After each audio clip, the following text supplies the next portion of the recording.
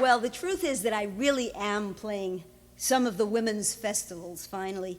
And it's kind of an interesting experience to me because I really didn't come up in women's music, but rather in the clubs and supper lounges and piano bars of New York City.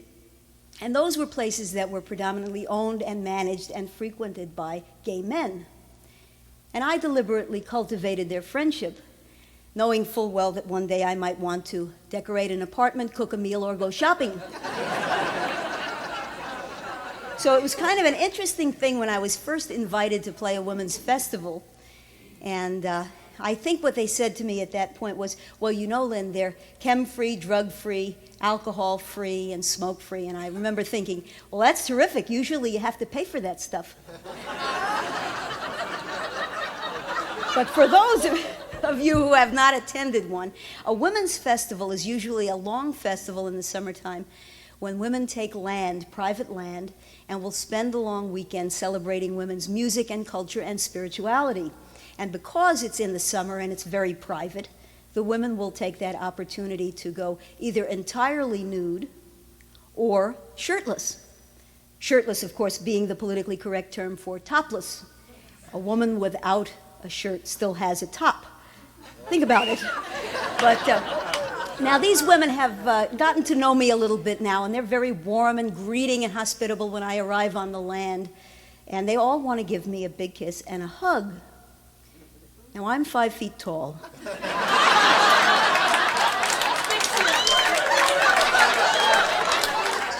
And so I've really come to look forward to playing the Women's Festival.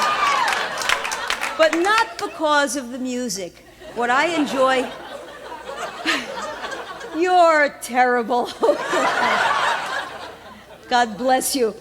And I enjoy really the speakers who come to those things and who talk about the issues that confront us. You know, our movement is such a young one that feminism and lesbian and gay rights are represented so well by women who are still very active in their professions, and it just gives you this tremendously moving feeling to sit and listen to them speak. People like Robin Tyler, who was the first out comic in North America, probably in the world, and really paved the way for the rest of us. One of the women that I've gotten to know and feel close to and so admire is Karen Thompson.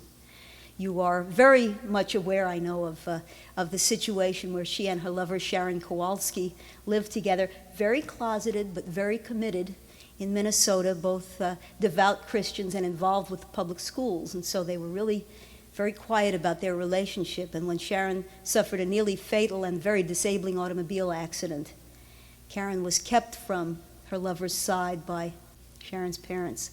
And so she had decisions to make and came out as a radical lesbian feminist activist, really changed not overnight, but grew so tremendously and got an appreciation of the fact that, first of all, there are really serious disability issues in this country. There are places where disabled people have fewer rights than convicted felons. And she also understood that these issues are all interrelated, issues of choice, families of choice, and so on.